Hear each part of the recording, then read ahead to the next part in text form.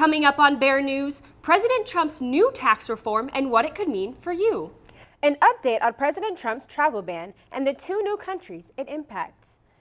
We've got all that and more on this episode of Bear News. Don't go anywhere.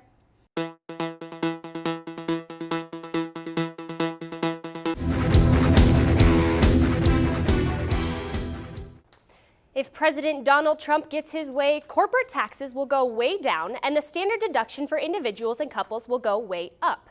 The president and congressional Republicans announced the plan's framework in separate events in Washington, D.C. and Indianapolis, Indiana. The plan calls for corporate taxes to go from the current 35% to 20%. Republicans argue that will make businesses more likely to keep their money home rather than keeping it overseas where corporate tax rates are lower. Individuals would also see tax relief. The plan sets 3 tax rates of 12%, 25%, and 35%. That actually increases the current lowest rate from 10% to 12%. It cuts the highest rate from 39.6% to 35%, a move that is already drawing criticism from Democrats who label the change a tax break for the wealthy. The plan also doubles the standard deduction for individuals from the current $6,000 to $12,000 and from $12,000 to $24,000 for married couples. Other features would increase the child tax credit from the current $1,000 per child. One of the plan's features that is already coming in for heavy criticism is the elimination of many itemized deductions, including the ones for state and local income taxes. The tax framework would keep deductions for home mortgage interest, charitable giving, retirement savings, and education expenses, and it would eliminate the so-called death tax, which imposes additional income taxes on estates after a person's death. Other business tax changes would include dropping tax rates on small businesses from 39.6% to 25%. It would also encourage U.S. corporations to return money from overseas countries to the U.S. by imposing a minimum foreign tax for money shifted to lower tax foreign countries. Corporations could also take advantage of a one-time tax rate on existing overseas profits to bring that money back. Such cash is currently taxed at 35% when companies bring it back to the U.S. Republicans laud the tax reform proposal, with the president calling it a revolutionary change for the middle class. But Democrats counter that the plan is a false promise to middle-class taxpayers and is more designed to give tax breaks to the wealthy. Early this week, President Trump revised his previous travel ban that was set to expire at the end of September. The revised ban affects 2 more countries and lasts indefinitely. In the early months of Trump's presidency, he issued a temporary travel ban for 90 days aimed at 6 mainly Muslim countries. The ban sparked protests nationwide. The 8 countries now included in the revised ban include Syria, Venezuela, Chad, Yemen, Libya, Iran, Somalia, and North Korea. Critics of the revised order include ACLU Executive Director Anthony Romero, who says targeting Muslim countries cannot be overlooked by adding additional countries onto the list. Trump took to Twitter Sunday evening to address the critics, saying, "Making America safe is my #1 priority. We will not admit those into our country we cannot safely vet." The U.S. Supreme Court was to hear arguments about the ban's constitutionality in early October, but has now rescinded the order to hear arguments with the issuance of the revised ban. If you look around Greeley, you find refugees from a lot of lands. Each one has a story. But as Bear News reporter Sean Waldy tells us, not many know the journey it took for them to get there. If you have ever wanted to experience life in another person's shoes, then the Simulated Refugee experience is just for you. On Sunday, September 24th, the Global Refugee Center and Right to Read organizations came together to host A Walk in Their Shoes. The event was designed to allow individuals to experience what life of a refugee is like and takes participants on the journey of relocation to the United States. Before the event began, I met with event coordinator Lisa Taylor and asked her what she wanted participants to take away and learn from the experience. Our refugee friends and neighbors have gone through quite a bit to get here. So by the time we see them in the grocery store or walking down the street, they've been through a lot. And at the very least, I would love it if everyone walks away with a sincere desire to be kind and inclusive toward our refugee friends and neighbors. The event began with participants being grouped into families and given roles to take on. Then the participants were blindfolded and experienced dislocation. Loud war noises rang across the speakers and made the dislocation seem very real. Blindfolded, the family members had to find each other and make it to safety. After that, the families had to make their ways to the border. However, this wasn't easy due to robbers on the road. Families were robbed, attacked, and even kidnapped, but somehow escaped to the border. Once at the border, the families had to fill out documents, but not all the documents were in their foreign language. And in order to obtain legible documents, trading had to be done. After that step was completed, the families were sent to refugee camps. Once at these camps, the families were vetted by 3 different groups: the United Nations, a medical team, and Homeland Security.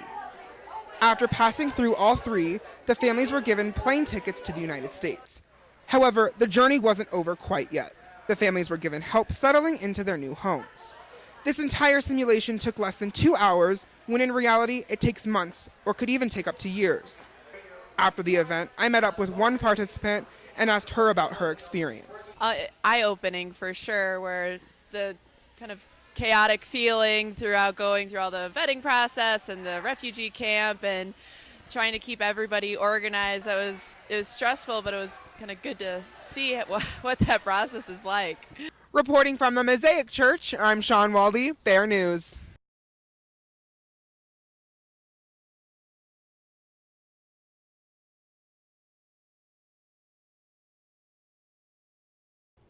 Want more information about how to help refugees? Contact the Right to Read organization or the Global Refugee Center. The search committee formed to find a replacement for UNC President Kay Norton is organized and meeting. The new committee held its first meeting on September 26th to receive its charge from the UNC Board of Trustees and make plans for the search process. The search committee includes all members of the Board of Trustees, Student Senate President Kevion Ellis, and student rights advocate Maleka Michelle Fuller, Faculty Senate President Stephen Lutman, and Senator Ann Toe, plus Professional Administrative Staff Council Chair Shawana Kimbrough Hayward and Classified Staff Council Chair Margaret Kinney. At the first meeting, the committee identified an initial list of leadership characteristics and job descriptions for the new president. That list included knowledge of higher education, the ability to embrace innovation, energize and inspire the university community, facilitate collaboration, connect with the community, legislators, alumni, donor and policymakers, get external funding, and see the big picture. The committee spent a lot of time discussing a survey for both the campus and surrounding community that asks people to rank each of the leadership characteristics and make other suggestions. The committee meets next on October 20th. The Board of Trustees will choose a search firm to screen applicants, conduct initial interviews, and identify candidates to submit the board to consider as finalists. It's been a chilly week in Greeley. How are the current weather conditions, Abigail? It has been quite a cloudy and rainy day here on campus, but as you can see, the grass and trees just love all this moisture that we've been getting, and you can even see some of these trees starting to change into more of those fall colors here on campus. Currently, it's 57 degrees with wind at around 10 miles an hour. Taking a look at the weather for those early morning classes, looks like it's going to be around 50 degrees with some cloudy skies. Now, with the cold weather here this week, you may have noticed some of your friends starting to get sick, and that begs the question, does cold weather really make you sick? And some researchers at Yale may have the answer to that. According to their study, they found that at normal body temperatures, infected cells tend to send out warnings to other cells to fight off the virus. Whereas at colder body temperatures, those surrounding cells have a delayed and more weak response to those warning signals, thus allowing the cold virus to multiply, and thus you get sick.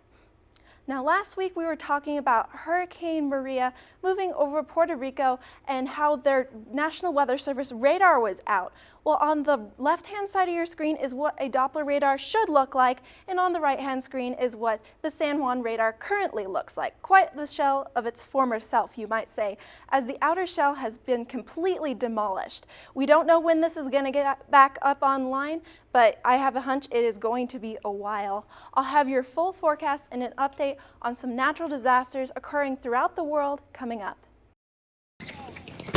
Welcome to my block party. Glad you can make it. The only triple doubles you get come with fries. Last time you blocked someone, you were online. I can do this all day. Your moves are just gay. Using gay to mean dumb or stupid, not cool. Not cool. Not in my house, not anywhere. It's not creative, it's offensive to gay people. And you're better than that.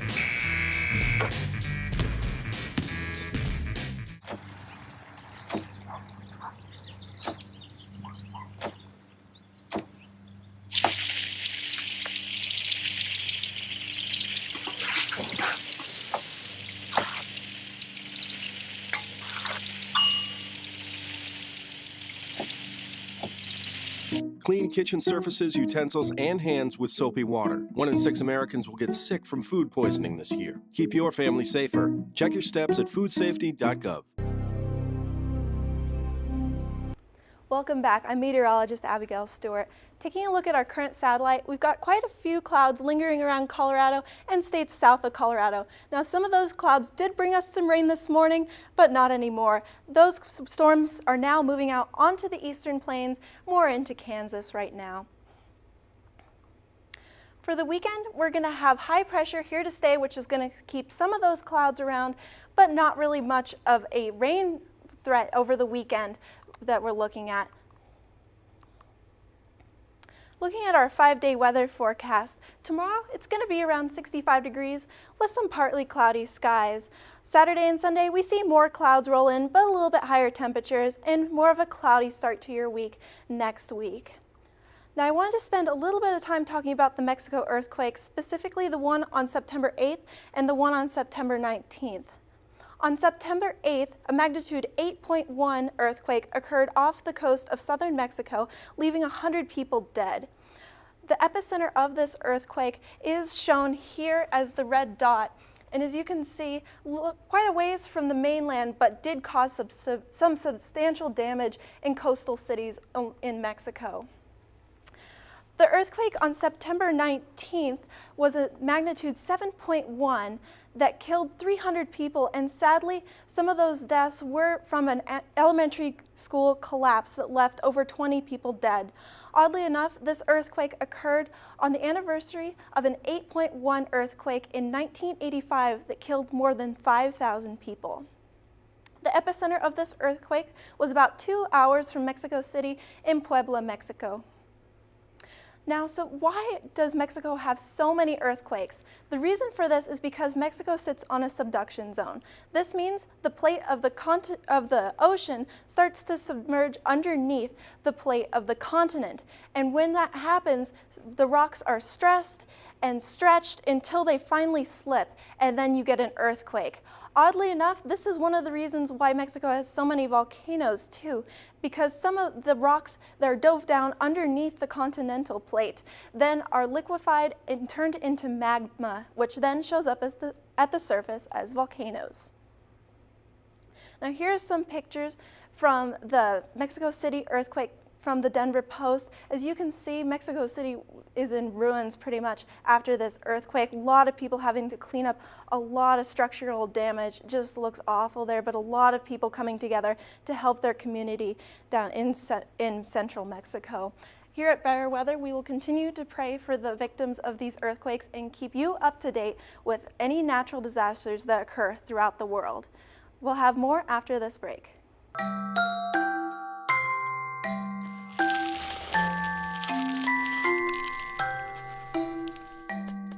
Kids will spend 8 minutes decorating their little brother.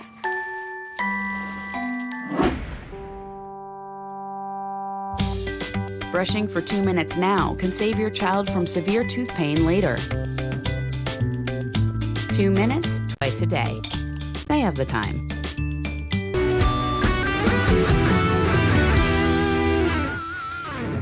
Taking a look at Silicon Valley, Apple recently released the iPhone X, commonly referred to as the iPhone X.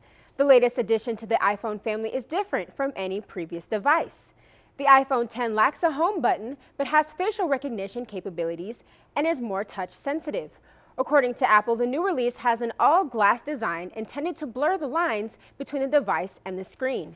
It also includes wireless capabilities and additional lighting options on the camera feature.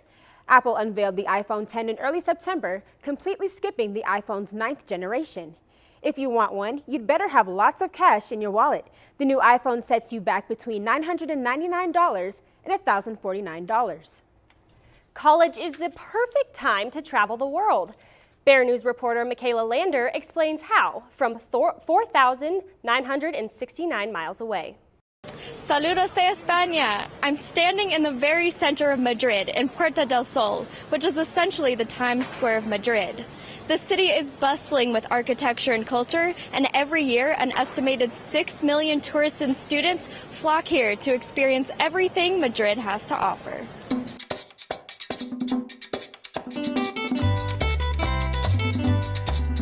While students earn credit to keep them on track for graduation, living in a new culture is equally rewarding.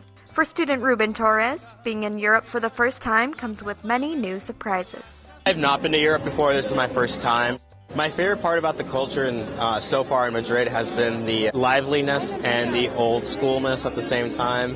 There is a sense of history, and there's a sense of modernization where you have both the old city and the new city mixed together.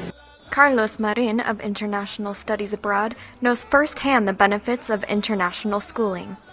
Study abroad is very good for different reasons. To know another culture, to learn about this culture, to explore the world, travel is always very rich personally, and also because students they can have another perspective of life.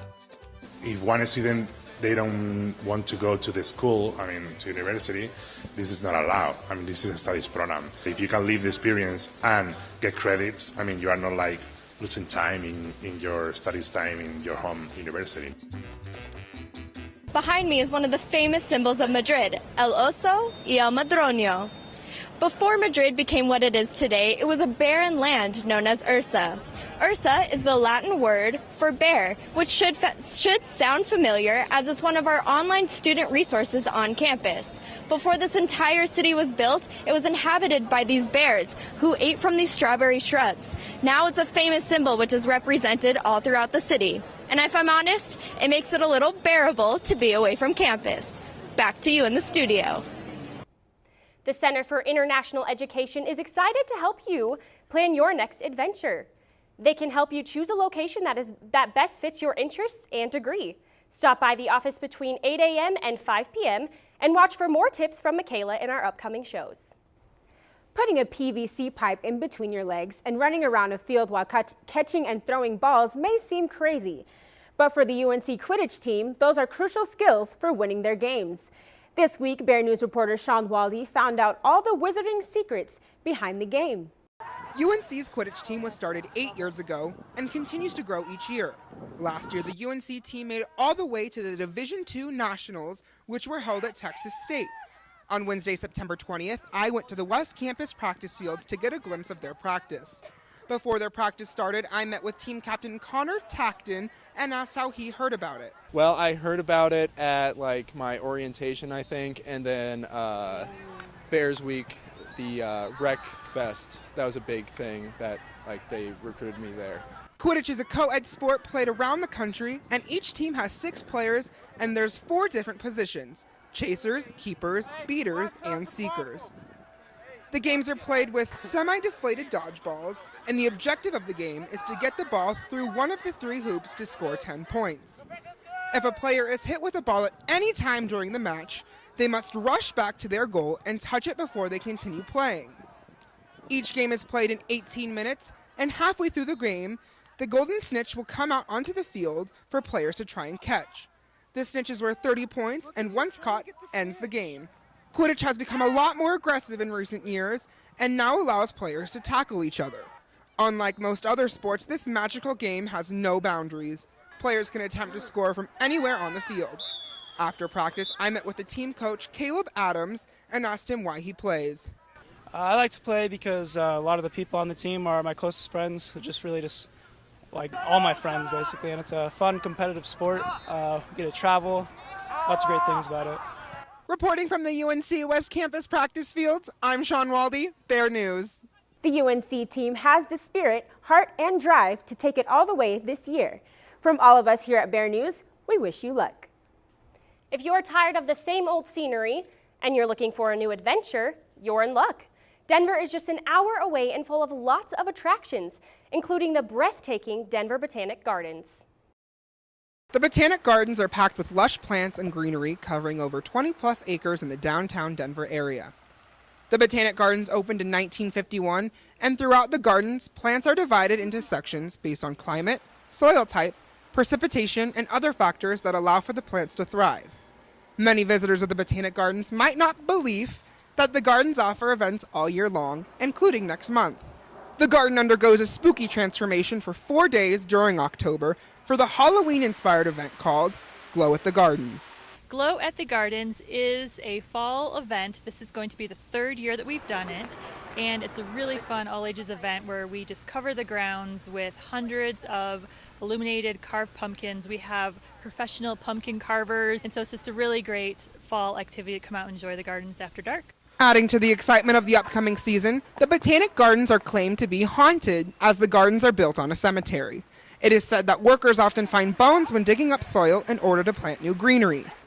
Beyond the magical events that the Botanic Gardens put on, it also conducts research and offers internship programs for undergraduate and graduate students.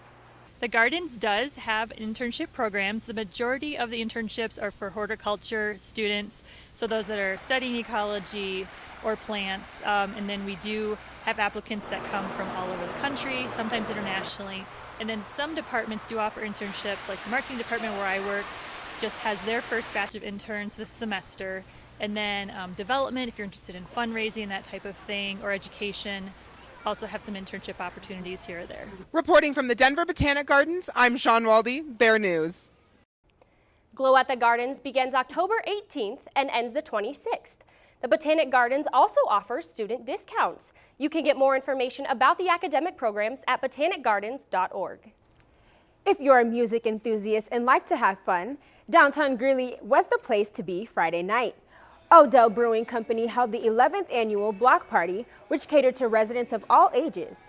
Local Colorado bands such as AMZ and One Flew West and Silver and Gold are just a few of the bands that performed at the lively event.